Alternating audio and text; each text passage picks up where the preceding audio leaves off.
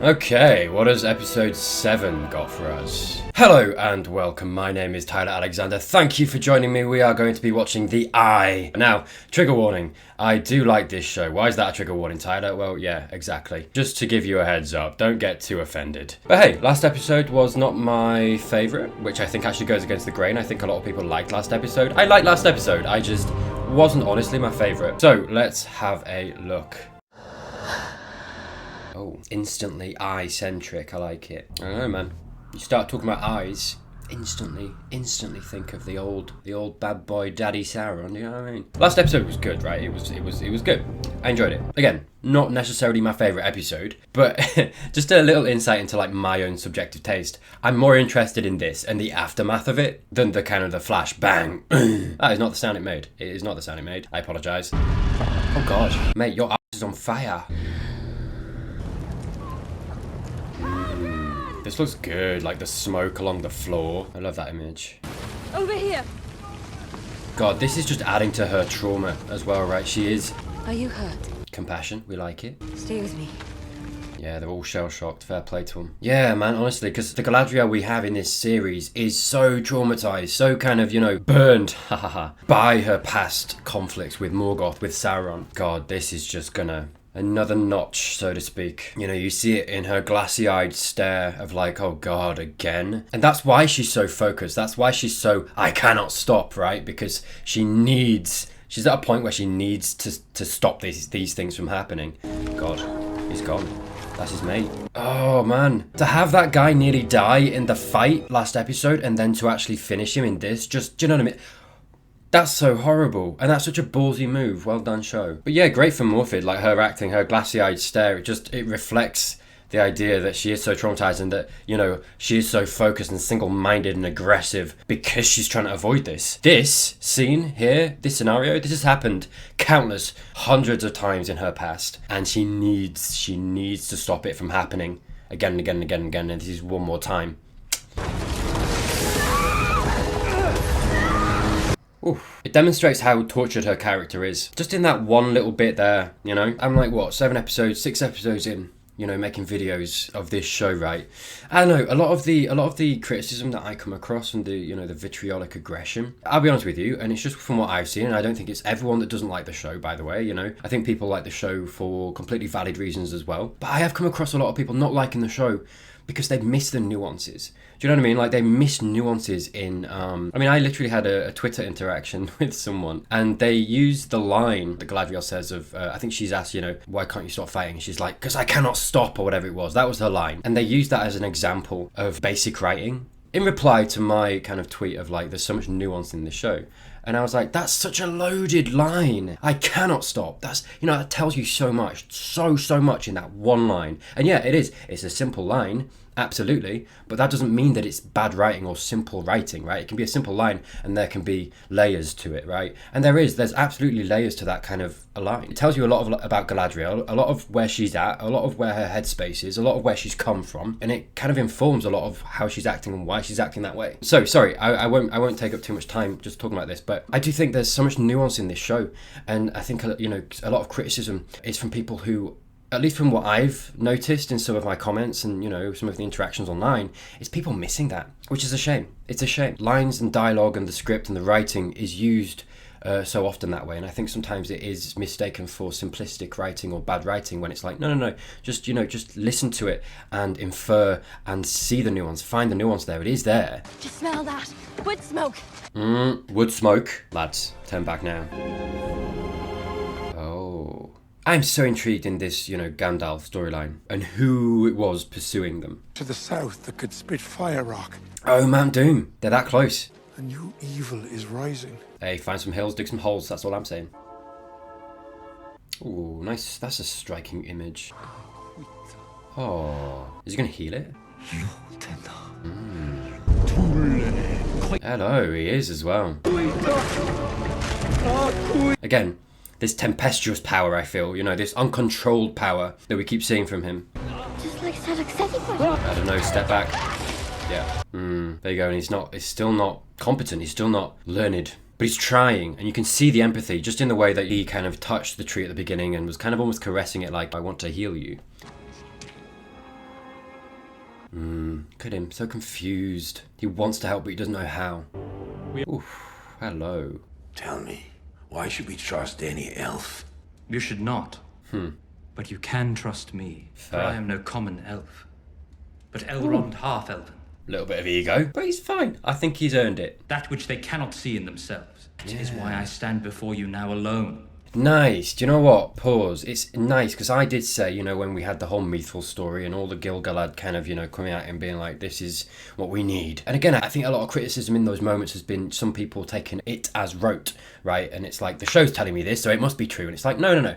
Like the Mithril thing, for example, I do feel like Gil-galad has got it wrong. And I think Elrond, to a certain extent, was just kind of not going along with it. But I think, you know, Elrond was learning it for the first time. And I think, you know, between then and now, Elrond's had time to think about it. And I think he has come to the conclusion that maybe Gil-galad isn't so on it as kind of he presented it to me. I think we've got confirmation here that Elrond saw that and he's kind of, you know, he's his own character, his own person, and he has come to the conclusion, I don't know that they have it right, you know. And that conversation in that episode with Gil-galad saying that stuff wasn't rote, wasn't certain. It was something presented by a character that could well, and I think personally, is fallible and is wrong. I think this is the thing, this show so often doesn't hold your hand. It just puts things in and you've got to kind of work it out for yourself, which is what I like about it. It is said that when Aule created our people, he crafted us of two elements, that the fire embraces the truth, that all things must one day be consumed.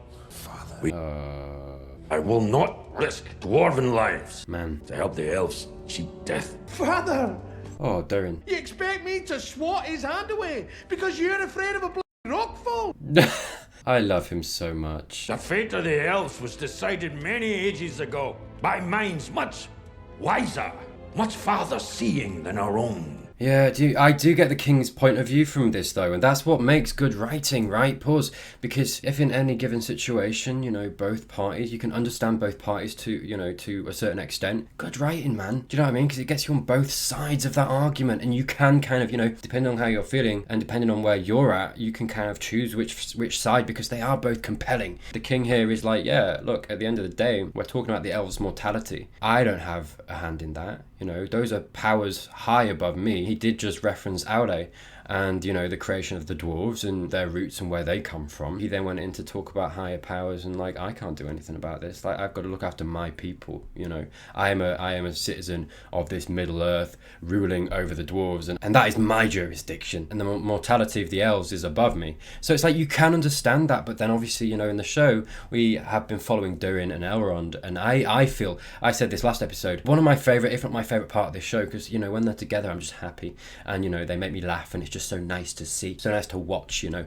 And they do such good jobs as well, both the guys playing Durin and Elrond. At least for myself, that's where my emotional hook in this is. So yeah, I can see both sides, and that's good. I like that. Oh, bless him.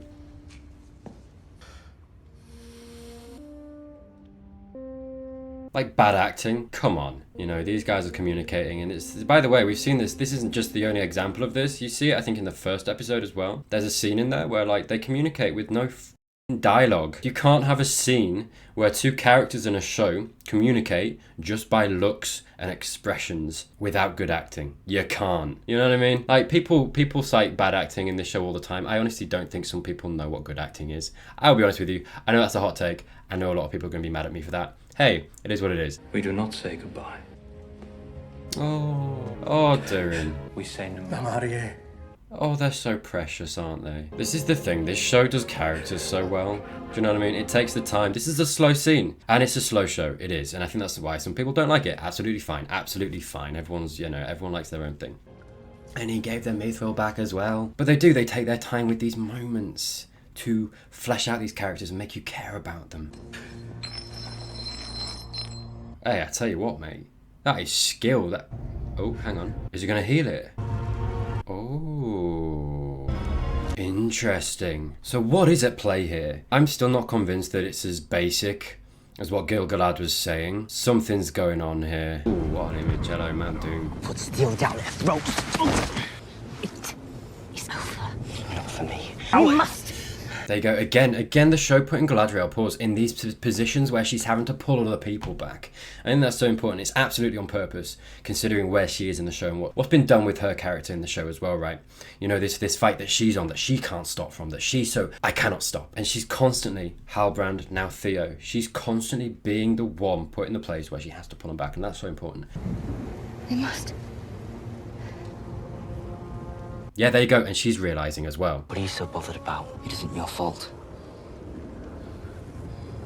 There you go, look at that. Right, and there you go, again, yes it is. Again, simple language, simple line, but it tells you a lot about her and where she's come from, right? Because she traces this back and takes the blame on herself, which is why her trauma is so kind of intoxicating to her, controlled her so much throughout the show, because she traces all of this back to her and her people not stopping Sauron and not finding Sauron and not finishing Sauron, and that's where she's tracing it back. And so yeah, like it's a simple line, right? It is, but that doesn't make it bad writing just because the words are simple. Like words have meaning, they do, and the nuance in those words is very important. I think, you know, the show constantly does this thing where it's like quite often there is a deeper meaning to them, and I think, you know, the acting that she did before that to show that she was like, it was like this realization she was realizing complements that line. You know, I think this realization, one, that she sees herself in Theo in that moment as well, and she's the one being like, no, you can't stop, and pulling him back, and being and probably realizing that, you know, if there had been someone there to pull her back in the same way that she just did for Theo, maybe she would have, you know, been able to stop herself from getting to where she is and being so irrevocably on this path.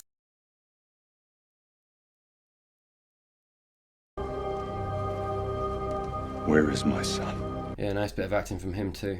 When I was your age, there was no such thing as orcs. How many have you killed? Good. I would not use such words. Interesting. Considering her conversation with the Dart last episode. It darkens the heart to call dark deeds good.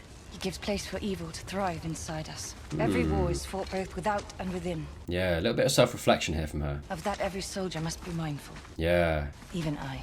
Yeah, even her. There you go. Pause. So we had such an interesting conversation between her and Adar last episode, right, in the shack, where Adar was essentially, you know, comparing her to Sauron. I think there is that duality that exists in Galadriel's character. We see that even in Fellowship of the Ring, where Frodo brings the ring, and there is a moment in that film where I do feel like she is tempted, and there is a reality in which she takes it and becomes, you know, the Dark Queen. I do feel like that is a very inherent part of her, who she is and her character. And so yeah, so we had that really interesting scene last episode, and now we've got this here. Adar kind of thrown in her face, essentially, how she's talking, because she does almost talk like the villain in that shack there. And, you know, it's nice that we have confirmed here that she is reflecting on that. And, you know what I mean? She's not mindless. She is self-aware, at least after the fact, which is important. And I like that about her. Again, gives her layers, you know? It doesn't just mean that she is the brutal, aggressive, orcs are bad, right? And all this stuff. Perhaps we can make one of you yet. Quite significant when you think about the only other sword really that he's had is the Sauron sword. You know, it's Theo's choice of which sword will he wield. How long have we been clear of it? Oh, Nearly a mile. Wow. Guide my horse.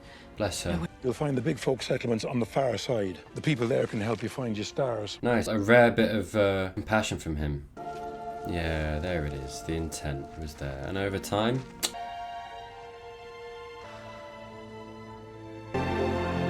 Nice. Oh. And again, right, this is the thing, pause. Again, just in a scene with no dialogue, Nori passing the stranger an apple. There's so much nuance to that. You know, there's so much unsaid, right? But it's all there for you to see. It's all there for you to infer. It's all there because you've been watching the show and you've seen their relationship, you know, and how she's helped him and how they had this warm kind of relationship where, you know, she looked after him. And then obviously, you know, him coming into his powers and everything, and it was tempestuous and he hurt her accidentally, you know, which, you know, it's all there. It's all explained. You don't blame him for it. But at the end of the day, he still did that, right? And so they split a little bit. And then, you know, we've got the tree happen in this episode. But then you also have the stranger helping her dad, you know, and not having them fall behind and all this stuff, you know. So it puts their relationship in this very interesting place where obviously there is care there is empathy there, but there is also fear from her part. And I think from the stranger's part, he also feels bad. You can see it in his face. Again, acting. Right, you can see that he feels bad for it. He's got tears in his eyes. He's looking at her very kind of concerned, very like, I'm so sorry for doing that. I do care about you. But he also acknowledges that he can't do anything more and nothing that he can necessarily say or do even if he was capable of saying more, you know, and eloquating, which I don't think he is, which I think he also realises, he can't do anything to bridge this gap. But then at the same time, she is offering like an olive branch, an apple, by being like, I appreciate everything. We still have friendship. You know, there is still some care between us. But, you know, you could also see the fear there, you know, because he is this powerful figure, capable of these powerful things. She's seen that. He knows that. They've had that relationship as well. So it's like, despite everything that's happened and you know, everything having happened the way it happened, she is offering him that apple. And there is still that, like, through line of warmth, of care, of empathy there. Their relationship is a bit of both. And that's really nice. And they communicated all of that in just a passing of an apple. Dude, come on. So often people say like, bad acting. And it's like, where? Why? Why do you think that? And my husband, Oh. Celeborn. Do I even have to say it? By the way, and some of you might be new to this video, and fair play, you won't have seen this, if so, probably. But I did say, I think it was in the 3rd episode or something, because again, a large criticism was like, oh, Galadriel's got a husband and a kid and all this stuff. And the fact that we weren't being shown that meant that she didn't have those things. And I drew attention to this in one of my episodes and said, just because the show hasn't shown you it does not mean it doesn't exist. It doesn't mean that she isn't married. It doesn't mean she doesn't have a husband. And funnily enough, in episode 7, she is now confirming that. It's almost like the more that you watch this show, the more the show itself dismantles the haters and what they are saying and what they are thinking. And I mean, hey, you can make your own mind up. But I did say this like 4 episodes ago. People came in my comments and they were like, you're wrong, Tyler. No, you're silly. It's trash. They don't know what they're doing. They don't know the law. And I'm sorry. But at the end of the day, I mean, if you ask me, I'll stop being silly for a moment. I do feel like this genuinely gives credence to this idea. And it's what I've been saying all along.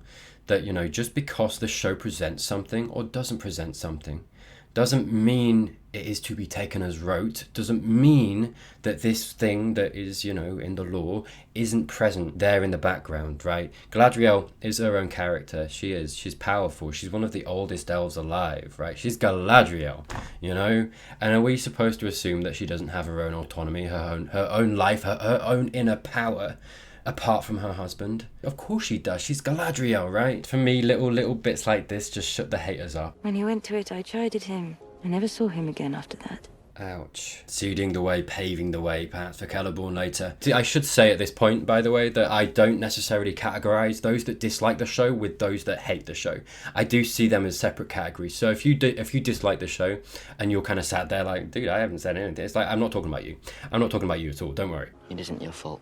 Oh, that's big. But I believe the wise also look upon what is in our hearts. And Galadriel constantly coming back, sympathetically, empathetically. Do not take the burden of this day upon your shoulders, Theo. We're seeing that side of her this episode in a big way. You may find it difficult to put it down again. There we go, more self-awareness. We are constantly seeing people call her out. And now we're, you know, more often now we're seeing her almost call herself out. And we're seeing that character arc move along quite nicely. And hey, you absolutely might disagree with the Galadriel on show here, and that's absolutely fair. But I think the Galadriel they're going for, they're doing very well. How am I to let it go? Good question. And I don't think she knows the answer yet. Yeah, you see it. You see it. Those little movements in her eyes and her face and her eyebrows. I cannot yet see it. There you go. She's still trying to find some of these answers for herself. We move at first light. I think there's a lot to be said for Galadriel's compassion there, because honestly, from what we've seen of her so far, she would have a good chance against those orcs, right, on her own. If she is this aggressive Galadriel, this Galadriel that, you know, can't do anything other than war, other than fight, why would she not fight them there? 2 reasons, I think. 1, subtly, this character arc that she is trying to, you know, move away from that a little bit. But I think 2, most prevalently, and I think this is the biggest reason why, she's got Theo there, right? She doesn't want to put him in danger because, you know, at the end of the day, she'd be fine and she would be fine. I think she knows she'd be fine, but she can't assure Theo's safety. I think we are getting a much softer episode from Galadriel. We are seeing that softer side, that gentler side. I think that'll bring you success. Dead in our contest. Did it? Oh, we're getting that he threw. No. You lost on purpose. Yeah. Elf lies. I was winded. This is so pure. I love it. The mightiest thing a dwarf can do is to be worthy of the name of his father. And again, that little line mentioning his father, and then it pans to Elrond, and that little wayward look, the little kind of vacant look, as, you know, you see that he's going back to that as well, and thinking, you know, we literally saw in an episode where he was like, I worry that I'm not going to live up to my father. Darren says that line, and then we go to Elrond looking and obviously thinking about that. Do you know what I mean? When I talk about nuance, when I talk about subtext, that's what I'm talking about. And it's there all the way through the show if you're watching for it. Brothers. Father. Hi. Seize the elf. Come on. Yeah, this is the thing. I do wonder what kind of manipulation is happening with the elves, if any. Hey, maybe I'm wrong. How do you expect me to move mountains, Father, if you fall to pieces when I dig a single hole? Yeah. But you suffocate in me any ambition, any desire, Nice. any thought Stand up for yourself, dude. that does not originate in you. It's nice that we're revisiting this conversation in the same episode. How dare you! It's you that's betrayed our kind! You profane the crown you wear! Whoa. Coming together in a big way. Younger Durin, showing his strength there as well. His strength of individuality, his strength of character. He's a proud old man. Yeah. What an interesting back and forth these two have had this episode. Just really compelling scenes, really compelling conversations between the two of them. The fact that we've got these two back together again for the second time, having the same conversation, and the show is just heightened. It's not yours anymore. Dude, heightened everything at play in the conversation as well, the second time round. Upon that autumn day. I wonder if the guys pursuing the stranger are going to come through the Harfoots. We have to save them! Why don't you take a look outside? Oh, did his magic have a lot more impact than we thought? There we go. Nice. Powerful boy. Uh-oh. Okay. Back away, lady. Big on footprints, these lads, aren't they? Don't leave your bucket. There they are. Like, what's their deal? I'm so curious. Wow. What a striking image in that moonlight as well. Yeah, so they can clearly sense his magic, perhaps. Yeah, so beings that possess some level of proficiency, perhaps, with magic of some kind. Go on now! Yike. Don't like that. Okay. You harm a hair on her foot. On her foot, I love that. Oh god. Well. Okie dokie. Oh god, okay. Well, that is some power and a half, that. Yeah, those three are so interesting, just because I don't know anything about them. And I think, honestly, it's when this show is kind of at its best when it does that, you know. I think Adar was also a good example of that. His character was so intriguing, because one, you didn't know what he stood for, but two, like, when you did find out a little bit more about him and his motivations, it was so interesting, so intriguing, because it was so new, right? It was something we hadn't necessarily seen before. So there's the same possibility, the same potential with those guys. So we'll see. We'll see how that pans out. But at the moment, I'm so interested, so intrigued by them. Ooh, nice. Yeah, going to find him. I should never have pulled the elf on board. Ooh, dude. Oh no. Damn though. I mean, hey, look, that's always the risk with war. Yeah, I don't know what I can show on YouTube, but like, this is a kind of a gruesome scene. But I like that they're showing, again, you know, something again that this show does so well is show the consequences and the after effects of war, of battle, whether it's physical or whether it's, you know, mental, and, you know, trauma, PTSD, and the effects on the mind that war has. I think, you know, you see a lot of that in Galadriel, subtly in the early parts of the season, and then as we get into the later part, we see it more overtly. Yeah, where's Arondir though? Oh, there he is. No, never mind. Okay. The Queen Regent. The little bow.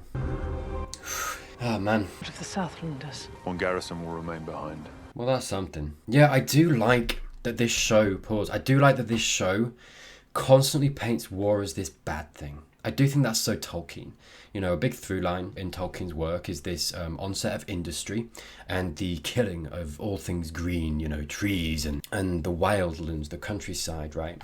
It's this kind of, it's this physical representation of the onset of industry and war, right? And the machine. And I think, something that I think this show honestly does and introduces that element of Tolkien so well. Because you are constantly seeing the consequences of war, whether it is in Muriel's affliction, right? Whether it is in, that tent full of these people that have been mutilated, maimed, right? Last episode we have Mount Doom literally erupting and, searing the land. Right, destroying the green, the trees, the fields, and that's not even mentioning, the trauma that we see in like characters like Halbrand in Galadriel. It's always so present in the show, and again, I think a lot of the criticism from the haters is it's not Tolkien, and I'm sorry, but do you know Tolkien? Because that element at least is so Tolkien. No one kneels in Numenor. Bless her. You are not in Numenor. Neither of you are. A fault that is mine alone. Oh, briefly pause. So interesting. The scene that this brings me back to is the first scene when Galadriel is brought into Numenor and they're in the throne room, and Halbrand says to Galadriel, like, kneel, bow, whatever, and Muriel, again, that mirroring of that line that, Muriel says of like, no one bows, no one kneels in Numenor, right? And I think that's very on purpose. It's meant to evoke memories of that throne room scene for that reason, but also for the second reason, and this is the most interesting to me. In that throne room scene, we see Galadriel is so aggressive, she's so averse to politicking and being gentle, and she's not a person in the city asking for aid. She comes in as Galadriel, as the elf, of the Noldor, and she rattles off all these titles, right? And she throws that in the face of Muriel, and the people of Numenor, and she doesn't give 1 inch of respect. And the first thing that Galadriel does in this scene is take the blame on herself. The thing that they're all thinking, that Galadriel brought them here, even though, at least in my opinion, that's not Galadriel's fault. I get why they're putting some of the culpability onto Galadriel, but like at the end of the day, Muriel, Elendil, the people of Numenor, they decided to do this to help the people in Middle Earth, right? It was their decision to do that. But despite that, Galadriel kneels first of all without being, without anyone asking her to, without Halbrand being there, being like, you should do this. She does it of her own volition, of her own accord. And then the second thing she does is take the blame on herself and is like, I'm sorry I brought you here. This is my fault. And that's huge. That's huge. And I think that line that Muriel says is meant to evoke that throne room scene, to literally compare what's happening here and how Galadriel is here compared to that scene, and to demonstrate how far she's come and the progress that she's come in her character arc. And that's really nice. That's really well done. Really cleverly done. Play. Do not spend your pity on me, elf. Save it for our enemies. Nice. For the first time, someone actually encouraging Galadriel to be like, don't stop this fight. You are right. And I think that's huge. I think validating that's possibly one of the first time that someone's actually like outright verbally validated that need in Galadriel. And the thing is, she is right. The orcs, Sauron, Adar, they do need to be faced. They do need to be fought. She's not wrong. She's never been wrong. But how many times have you had her validated in that? It's always people trying to pull her back, And I think that's important too. And I think that's a very interesting through line in dealing with this inner turmoil, this inner trauma that Galadriel has. But I think, alongside all of that, two things can also be true and, be almost opposing in, their own way, right? At the same time, while she does need to be brought back in some ways and, to temper this thing inside her that I think does a lot of harm to Galadriel, she's also right. She's also so right. And so this is so pure. This is so great here. Again, that we're seeing someone actually validate that. And I think, that, if anything, is going to help soothe that in Galadriel. And maybe that's what she needed, right? She had her own people, Elrond, Gil-galad, literally send her away out of Middle-earth to try and get rid of her, right? And now, she's been validated, by the way. She was right. She knows she's right. Everyone else knows she's right because the orcs are here in the Southlands, right? She's right. And everyone knows that, and she knows that, and she can see that. But to have Muriel validate, that's huge. That's huge. Play. For they do not know what they have begun. Yes. Then the elves will be ready. Nice. Right. She needs to go back. This is important. Captain! Oh, God, is he gone? Bless him. Bless him. I'm going to give him a pass because at the end of the day, he thinks he's lost Isildur, right? We don't slay dragons. We stay true to each other. And the heart of the hobbits we face it is so evident. With our hearts even bigger than our feet. There you go. And we just keep walking. This is the thing I like that you see, and this is what this storyline is important for. You do still see this defining trait of the hobbits later on. I know they're Harfoots, right, in this, but it's there to be seen, and it's what makes them them. They're not insignificant, despite the fact they don't slay dragons. Nori. Just gonna go find him. To help my friend.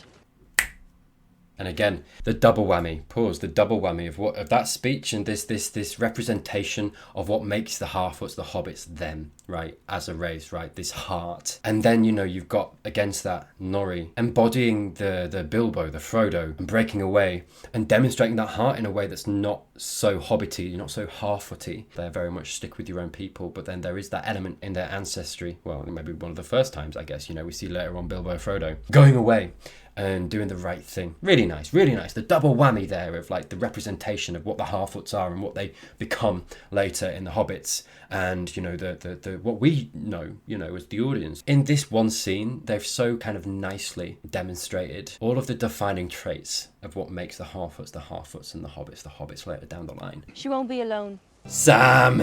Not without me. Sam times 3? Okay. If a trail finder were to go with them, Hello. Brandyfoot girl was right to help him. Was right all along. Nice. What's the good of living, Sadok, if we aren't living good? Bless them. We're seeing in this storyline the Harfoots becoming more of what we know of them, right? I think previously in the show, you know, they've been very tribalistic. They've been very cold in some ways, right? I think a lot of their culture is quite cold in the way they leave people behind, take the wheels off the cart. I think that's very on purpose. And now we're seeing, like I say, right, we're seeing this gradual meeting of the hobbits that we know and these guys and how they get there, right? And the things that influence their culture going forward. And it's nice to see them softening and warming and finding that warmer side of their culture. Get me stick. Nice. Don't forget your stick. That is important. Doesn't matter anyway. We're all gonna die. Oh, look, they teleported. I mean, they absolutely, obviously, couldn't have just travelled from the camp down to the boat and then started sailing. No. Hey, don't be silly. They teleported. All right? That's what happened there. Oh, this video is going to be so hated. Okay. But what of our king? Your king? Oh, you've forgotten him already? Galadriel. Oh, he's here. Oh. Uh-oh. Ow. This wound needs elvish medicine. Take him with you. Oh. See, again, subtle acting, but you just see the warmth between them. Keep it. Nice. Nice. Yeah, that's so huge. I still maintain, you know, the fact that he's been given that sword to replace the one he lost. Straight to the southland! Nice. The place that we're ending in this episode, considering the episode we just had before this, is so nice. And it feels so well earned as well. There. Emphasis on the sword. Ooh. Oh. Oh. Here we are. There he is. Yeah, he's won. Lord of the Southlands. I find it so interesting that Adar was the one that created Mordor. I like that twist on it. What shall we call it instead, Lord Father? Tell me. Tell me, Father. Tell me, Daddy. Hello.